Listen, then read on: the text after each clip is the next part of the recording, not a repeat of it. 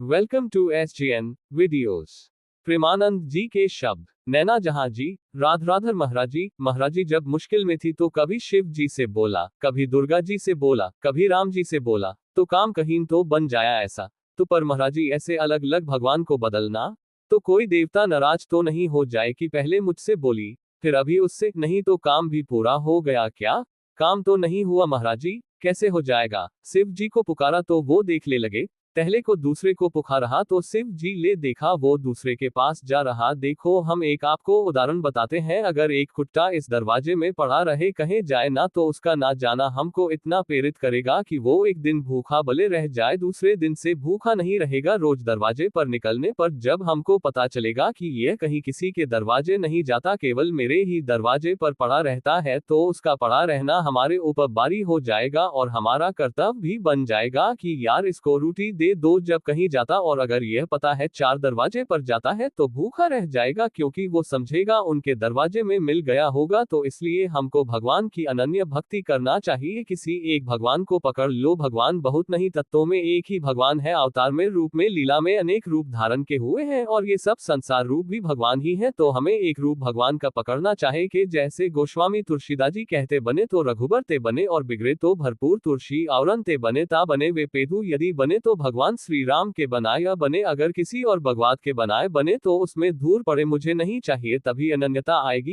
एक हम आपको उदाहरण बताते हैं। महाभारत का उपमन्यु नाम के एक ऋषि थे। उनके पिता पहले ऋषि मुनि सब जंगल में वास करते थे, गृहस्थ होते हुए भी तो वो कभी किसी से दान नहीं लेते थे। उपमन्यु जी उस ऋषि के घर गए बालकों के साथ खेलते हुए, जिनके जजमान थे, तो वहां उनको सुंदर दूध पीने को मिला जो कभी जीवन में नहीं मिला था, क्योंकि जंगली फल मूल से गुजारा करने वाले ऋषि थे। उपमन्यु जी ने अपनी माँ को आके कहा, मुझे दूध दीजिए, जैसा मैंने उनके घर में पिया तो उनका तुम्हारे पिता किसी जजमान का दान नहीं लेते, इसलिए हमारे पास न गाय है, न सुविधा है, न दूध दे सकते हैं। हम आपको वो हट कर लिए तो एक जंगली चावल होता है, उसको पीस करके उन्होंने पानी में पिलाया कि लो, तो उनका नहीं, ये दूध नहीं है तो उनका। अगर तुम्हें दुग्ध दही पान करना है तो भगवान शंकर की आराधना कर, बड़े आवेश में का, और जो चाहेगा तुझे प्राप्त होगा तो उनका। माँ फिर मुझे आराधना का नियम बताओ। तो उन्होंने नियम बताया और पंचाक्षरी मंत्र उनको दिया। वो 10,000 वर्ष तक दाहिने पैर के अंगूठे केवल खड़े होकर पंचाक्षरी मंत्र हाथ उठा के जपते रहे। 10,000 वर्ष तक भगवान शिव प्रसन्न हो गए। वैसे तो आशुतोष है और धरदानी बड़े सीख प्रसन्न होने वाले। अब उन्होंने परीक्षा ली, इष्ट परीक्षा भी लेता है। उन्होंने परीक्षा ली, वो देवराज इंद्र बन गए और नंदिकेश रेरावत हाथी बन गए और जितने शिव पार्षद थे वो सब देवता बन गए और अम्बा जी भगवती पार्वती जी इंद्राणी बन गए और उनका वरम रूह नेत्र खोलो और वरदान मांगो। उनने नेत्र खोला, दिखाए तो देवराज इंद्र का समाज, उनका जो तुम्हारी इच्छा वो मांग लो। तो उनने प्रणाम किया और कहा, देवराज इंद्र और समस्त देव समाज आपके चरणों में प्रणाम है, पर आप जाए, मुझे आपसे नहीं चाहिए, मुझे भगवान शिव से चाहिए। चूंकि भगवान शिव ही थे तो उपहास करने लगे। तो उनका सावधान, मैंने ना आपको बुलाया है, ना मैंने आपसे मांगा है, आप स्वयं आए हो, तो हम आपको नमस्कार करके वापस भेज रहे हैं। पर यदि आप हमारे इष्ट की निंदा करेंगे तो आप ऐसा न समझिए, हमारे इष्ट के मंत्र में इतनी ताकत है कि मैं ऐरावत सहित तुम्हें अभी भस्म कर दूंगा। अब चूंकि भगवान शिव थे तो डरने वाले तो थे नहीं, फिर उपहास करने लगे। शिव का तो एक अघोर मंत्र है भगवान शिव का।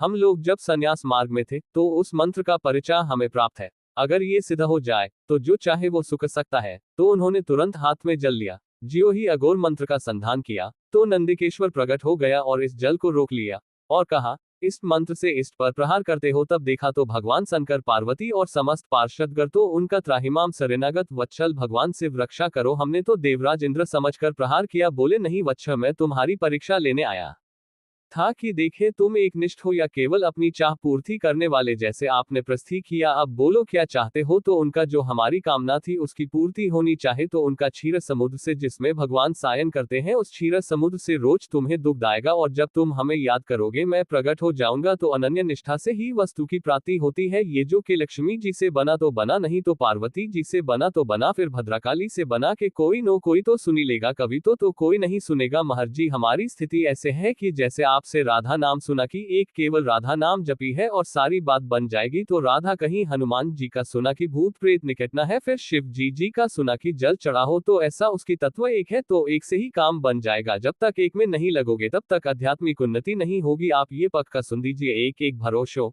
एक बल, एक आश विश्वास, एक राम घनश्याम महित, चातक तुलसीदास, एक जगह कहीं लग जाओ, एक जगह लग जाओ। अगर आप राधा राधा कहते हो तो सारे विघ्नों की शांति और समस्त कामनाओं की पूर्ति हो जाएगी। चुपचाप लगो। अगर आप राम राम कहते हो तो वैसे ही लाभ प्राप्त होगा। आप शिव शिव कहते हो तो वैसे ही लाभ प्राप्त होगा। हमारे भगवान के अनंत नाम है, अनंत रूप है। हम अनंत रूपों की आराधना नहीं कर सकते। किसी एक रूप को किसी एक नाम को पकड़ लो। इसलिए गुरु बनाया जाता है कि गुरुदेव जो नाम रूप मंत्र दे देंगे वही हम भगवान की आराधना करेंगे, तभी सफलता प्राप्त होती है। तो अब प्रारंभ में तो वैसे सबकी भक्ति ऐसी होती है, लेकिन अगर आप वास्तविकता में लाभ लेना चाहते हो तो आपको एक में आना पड़ेगा। किसी एक भगवान के रूप को चयन कर लो, एक नाम चयन कर लो और उसी से बेड़ा पार हो जाएगा। ये शब्द प्रेमानंद जी के हैं और अधिक वीडियो सुनने के लिए सब्सक्राइब करें, कमेंट करना ना भूलें।